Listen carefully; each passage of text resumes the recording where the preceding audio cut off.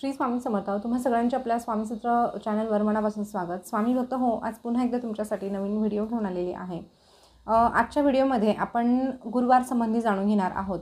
गुरुवार म्हटलं तर विशेष असतो, परंतु उद्याचा गुरुपुष्यामृत योग आहे, त्यासोबतच अमृत सिद्धी आणि सर्वार्थ सिद्धी योग जुळून येत आहे आणि भरपूर वर्षानंतर हा योग जुळून आलेला आहे. आता गुरुवारच्या दिवशी गुरुपुष्यामृत कसा येतो, तर जेव्हा पुष्य नक्षत्र हे गुरुवारच्या दिवशी येतं तेव्हा गुरुपुष्यामृत म्हटलं जातं. आता हे तर आपल्याला ठाऊक आहे. आता याचं महत्त्व समजलं, परंतु उद्याचं अजून महत्त्व काय आहे, तर उद्या पौर्णिमा आहे, पौष महिन्यातील पौर्णिमा आहे आणि पौर्णिमा ही तिथी लक्ष्मी मातेची असते. गुरुपुष्यामृत योगावर देखील भगवान विष्णू आणि लक्ष्मी मातेची सेवा केली जाते आणि गुरुवार हा आपल्या गुरूंचा म्हणजे स्वामींचा वार आहे. म्हणजे बघा, हे जे संयोग जुळून आलेले आहे ना, नक्कीच याला योगायोग समजू नये, तर आपल्या वाट्याला एक सेवा करण्याचा छान दिवस आलेला आहे असं समजावं आणि सेवा करावी. तर ह्या दिवशी काय सेवा करायची आहे या संदर्भात आपण व्हिडिओ बनवलेला आहे. तो व्हिडिओ बघितला नसेल तर आवर्जून बघा. महिलांनी विशेष कुठली कामं करायची आहे या संदर्भात देखील एक व्हिडिओ आहे, तो देखील आवर्जून बघा, आपल्या चॅनलवरती आहे. त्यासोबत आजचा जो व्हिडिओ आहे ना, त्यामध्ये आपण तुळशीला अर्पण करण्याच्या ज्या काही वस्तू आहेत ते जाणून घेणार आहोत. हे बघा, तुळस म्हटलं तर आपल्या हिंदू धर्मामध्ये तुळशीला अनन्यसाधारण असं महत्त्व आहे. आता हे आपल्याला म्हणजे वेगळं सांगण्याची गरज नाही, हे प्रत्येकाला ठाऊक आहे. असं कुठलंच घर नाही जिथे तुळशी वृंदावन नाही, आणि क्वचित कोणाचं घर असेल तर नक्कीच तुळशी वृंदावन आपल्या दारामध्ये असायलाच हवं. जिथे तुळशी माता असते तिथे विष्णू भगवानांचा आशीर्वाद आणि लक्ष्मी मातेचा आशीर्वाद कायमस्वरूपी असतो असं म्हटलं जातं. तर नक्कीच आपल्या घरामध्ये तुळशी वृंदावन असायला हवं. आता हे इथपर्यंत सगळं काही ठीक आहे, परंतु ह्या तुळशीला आपल्याला गुरुवारी काही वस्तू अर्पण करायच्या असतात, काही पदार्थ असतात ते अर्पण करायचे असतात. आता तुम्ही म्हणाल पदार्थांचा आणि तुळशीचा काय संबंध, तर बघा, प्रत्येक पदार्थ प्रत्येक वस्तूचा संबंध हा ग्रहांशी जोडलेला असतो किंवा मग विविध देवतांशी जोडलेला असतो आणि त्यामुळे तशा पद्धतीचा जर आपण वापर केला, तशा पद्धतीची उपासना केली, सेवा केल्या, उपाय केले, तर निश्चितच आपल्याला त्याचे म्हणजे 100% फळ मिळतं म्हणजे मिळतंच. आता गुरुवारच्या दिवशी हळदीचं महत्त्व सांगितलेलं आहे, कारण हळद म्हणजे आपल्या स्वामींचा आवडता रंग आहे, तो पिवळा आहे. हळदही पिवळ्या रंगाची असते. तसंच पिवळ्या रंगाची जी काही वस्तू असते ती आपण गुरुवारच्या दिवशी स्वामींना अर्पण करत असतो. तसंच हळदीला विशेष महत्त्व मानलं जातं.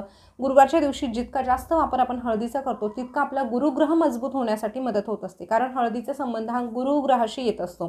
तर गुरुग्रह मजबूत असेल तर आपल्याला कुठल्याही क्षेत्रात अपयश येत नाही.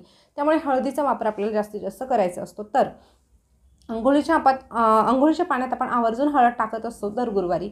तसंच आपल्याला उद्या तुळशीला देखील हळद अर्पण करायची आहे. हे बघा, उद्या गुरुवार आहे, दर गुरुवारी तुळशीला आपण जेव्हा जल अर्पण करतो त्यामध्ये थोडंसं दूध टाकायचं असतं. असं दूध मिश्रित पाणी जर तुळशीला अर्पण केलं तर आपली आर्थिक अडचणी संपण्यास मदत होत असते. तर उद्या आपल्याला गुरुपुष्यामृत असल्यामुळे आपल्याला थोडीशी हळदही अर्पण करायची आहे. म्हणजे काय, तर पाण्यामध्ये थोडी हळद घ्या आणि थोडं दूध घ्या, असं एकत्रित आपल्याला ते जल अर्पण करायचं आहे. किंवा चिमूटभर तुम्ही अशीच हळद अर्पण केली तरीही चालेल, पाण्यात नाही टाकली तरीही चालेल. अशा पद्धतीने आपण हळद अर्पण करायची आहे. या व्यतिरिक्त अजून एक वस्तू आपल्याला तुळशीला अर्पण करायची आहे. ती वस्तू अर्पण केल्यामुळे होणार काय आहे की आपल्याकडनं रोजच्या रोज लक्ष्मी मातेची कळत नकळत सेवा होणार आहे. आता आपण जाणून बुजून म्हणजे सेवा ही करायलाच हवी, म्हणजे आपल्याला अगदीच काही गरज आहे म्हणूनच आपण देवदेवतांची सेवा करायला नको, तर आपण रोज आठवणीने करायला हवी. पण तरीही आपल्याकडनं तुळशी मातेची रोज सेवा व्हावी असं जर वाटत असेल ना, तर तुम्हाला एक छोटासा उपाय करायचा आहे. उपाय म्हणण्यापेक्षा सेवाच म्हणा तुम्ही, ही सेवाच आहे आणि त्यासाठी तुम्हाला फार वेळ लागणार नाही, अजिबात म्हणजे तुमचा वेळ खर्च होणार नाही किंवा बाहेरून काही आणण्याची तुम्हाला गरज नाही. आता ते काय करायचं, तर बघा, तुळस जी आहे ना, त्या तुळशीमध्ये तुम्हाला सकाळी, आता गुरुपुष्यामृत मुहूर्त कधीपासून आहे, सकाळी 8:16 गुरुपुष्यामृत योग सुरू होत आहे. तर तो कधीपर्यंत राहणार, 26 तारखेपर्यंत राहणार आहे. तर बघा, आता 8:16 तुम्हाला हा उपाय किंवा ही सेवा तुम्ही दिवसभरात कधीही करू शकता. तर काय करायचं, 1 रुपयाचं नाणं घ्यायचं.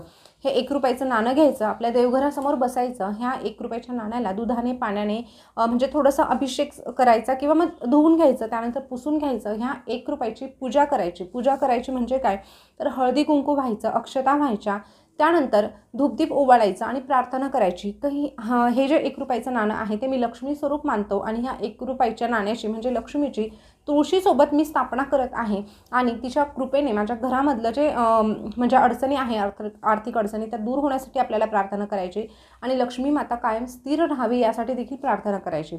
आता अशा पद्धतीची प्रार्थना करून झाल्यानंतर हा जो 1 रुपया आहे किंवा हे 1 रुपयाचं जे नाणं आहे ते तुळशीची जी माती आहे ना त्यामध्ये खोचून द्यायचं आहे. बघा, तुळशीच्या मातीमध्ये अशा प्रकारे 1 रुपयाचं नाणं आपल्याला खोचायचं आहे. आता तुम्हाला उद्या शक्य नसेल तर तुम्ही इतर दिवशी कुठलाही वारी करू शकतात, मंगळवार, शुक्रवार किंवा गुरुवार. पण उद्या गुरुपुष्यामृत योग आहे, जसं सुरुवातीला सांगितलं तसं 3-4 योग जुळून येत आहे आणि ही संधी आपल्याला मिळाली आहे. तर ह्या संधीचं सोनं करायचं आहे, म्हणून उद्याच्या दिवशी जर हा उपाय केला तर चांगली गोष्ट राहणार आहे. तर हे 1 रुपयाचं नाणं तुळशीमध्ये खोचायचं आहे. याने होणार काय आहे की आपण जसं तुळशीची रोज पूजा करतो तसं ह्या 1 रुपयाच्या नाण्याचीही पूजा होणार आहे. आता देवघरात आपण लक्ष्मीच्या मूर्तीची पूजा करतो, सेवा वगैरे करतो, पण जर तुळशीसोबत असं 1 रुपयाचं नाणं ठेवलं ना तर आपल्यासाठी अजून चांगलं राहणार आहे. का तर तुळस ही विष्णू भगवानांना प्रिय आहे आणि तुळशीच्या भेटीसाठी विष्णू भगवान तुळशीजवळ येतात, म्हणजे येतातच. त्यामुळे जर अशा पद्धतीचा 1 रुपया जर आपण तुळशीमध्ये खोचून ठेवला तर नक्कीच लक्ष्मी माता, तुळशी माता आणि विष्णू भगवान या सगळ्यांचा एकत्रित आशीर्वाद जो आहे तो आपल्याला मिळणार आहे. आणि हा छोटासा उपाय आपल्या घराची भरभराट होण्यासाठी मदत करणार आहे. तर स्वामी भक्त हो, उद्याच्या दिवशी हा छोटासा उपाय तुम्ही करून बघा. रोजच्या रोज पूजा केल्याने लवकरात लवकर तुम्हाला अनुभव येईल, हा माझा शब्द आहे. माहिती कशी वाटली कमेंटमध्ये नक्की सांगा. नवनवीन माहिती जाणून घेण्यासाठी आपल्या स्वामीसूत्र चॅनलला सबस्क्राईब करा. पुन्हा भेटूया नवीन व्हिडिओसोबत, नवीन माहिती घेऊन. तोपर्यंत श्री स्वामी समर्थ, जय जय स्वामी समर्थ. धन्यवाद.